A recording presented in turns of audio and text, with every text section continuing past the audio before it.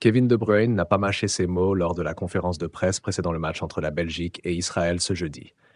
Le capitaine des Diables Rouges s'est montré particulièrement franc sur un sujet qui inquiète beaucoup de joueurs professionnels, la surcharge des matchs dans une saison de plus en plus intense.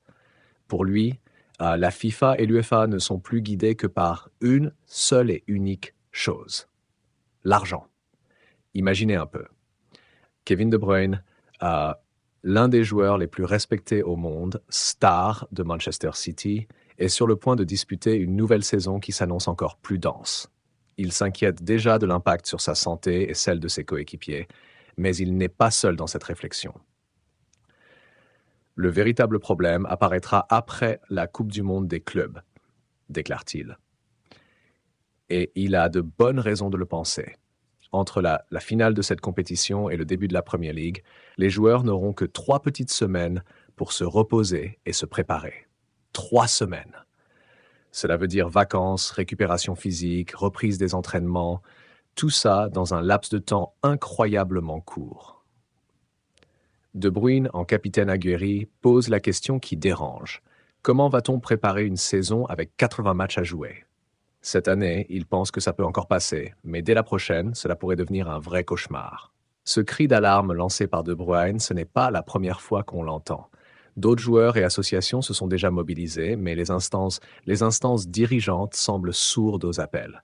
L'UEFA et la FIFA ajoutent toujours plus de matchs sans même se soucier de trouver des solutions, lance-t-il, visiblement agacé.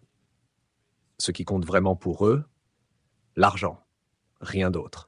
Dès cette saison, la Ligue des Champions adopte un nouveau format. Les 36 équipes devront disputer 8 matchs lors de la phase de groupe, s'étalant de septembre à janvier.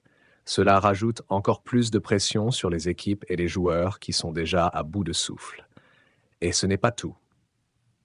La Coupe du monde des clubs, prévue aux États-Unis du 15 juin au 15 juillet 2025, comptera désormais 32 équipes. Un programme chargé, non seulement pour les clubs, mais aussi pour les joueurs qui jonglent avec les compétitions nationales et internationales. Alors, que faire face à cette avalanche de matchs? Kevin De Bruyne n'est pas le seul à tirer la sonnette d'alarme. Beaucoup de joueurs, physiquement et mentalement épuisés, s'inquiètent des répercussions sur leur carrière, mais aussi sur leur bien-être personnel. Pourtant, malgré toutes ces inquiétudes légitimes, la machine semble continuer de rouler sans frein. Les réformes se succèdent, les matchs s'empilent et l'argent coule à flot. En parallèle, la Belgique connaît un début prometteur dans la Ligue des Nations. Lors de leur match contre Israël, les Diables Rouges ont triomphé 3-1 au Nagerde Stadion, prenant la tête du groupe A. Ce n'est pas un mince-exploit pour une équipe qui sort d'un Euro 2024 décevant et qui a dû composer avec l'absence de Thibaut Courtois, figure emblématique de la sélection. Malgré cela, Domenico Tedesco, le nouveau coach, semble avoir redonné du dynamisme à cette équipe. Encore une fois, Kevin De Bruyne a été un acteur clé de cette victoire. À la 21e minute, il ouvre le score d'une frappe sublime qui montre toute sa détermination à mener son équipe vers la victoire. Puis, Youri Tielemans double la mise à la 52e minute. Mais ce n'était pas terminé. De Bruyne, toujours aussi inspiré, inscrit un doublé en transformant un penalty avec sang-froid, portant le score final à 3-1. La Belgique a dominé le match, prouvant qu'elle est prête à relever les défis de cette compétition. Petite pause rapide. Si vous appréciez cette vidéo, pensez à mettre un pouce bleu et abonnez-vous à la chaîne pour ne rien manquer de nos futures actualités sur le monde du football. Maintenant, passons à un autre sujet brûlant, Cristiano Ronaldo. On sait tous que CR7 est une légende vivante du football. Mais saviez-vous qu'il pourrait jouer un rôle dans le futur du FC Barcelone? Eh oui, selon les rumeurs, Ronaldo serait en train de tenter de convaincre Adrien Rabiot de le rejoindre à Al Nasr en Arabie Saoudite.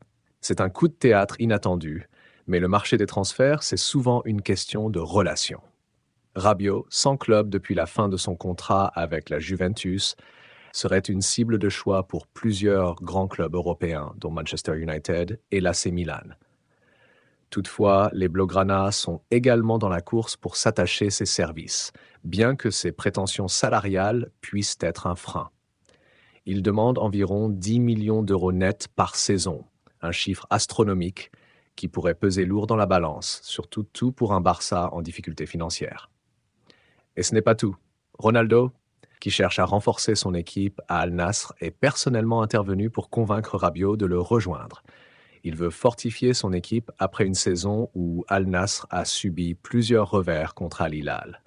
Un geste stratégique, sans doute, mais qui pourrait bien bouleverser le paysage des transferts dans les semaines à venir. Pendant ce temps, Didier Deschamps, le sélectionneur de l'équipe de France, observe attentivement la situation. Il espère que Rabiot fera rapidement son choix pour stabiliser sa situation en club et continuer à contribuer au succès des Bleus. L'actualité footballistique ne s'arrête pas là.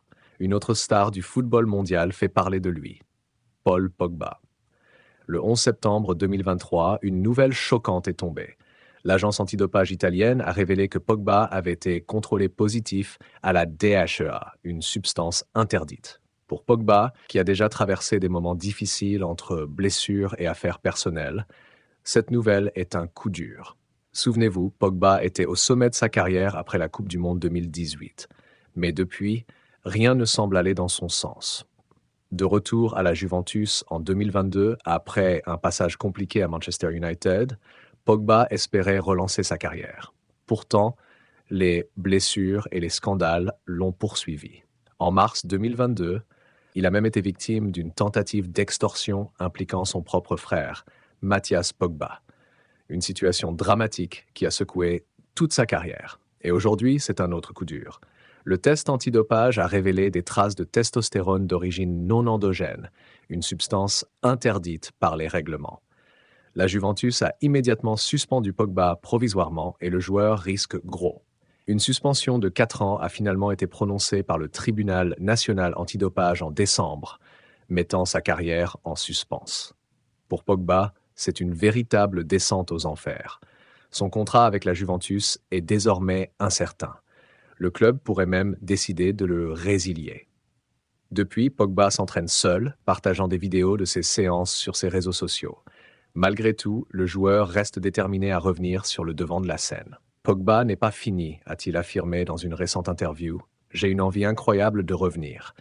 Il compte sur son appel devant le tribunal arbitral du sport pour réduire sa suspension et espérer un retour. Les épreuves que traverse Paul Pogba sont immenses, mais il semble prêt à se battre pour sa rédemption.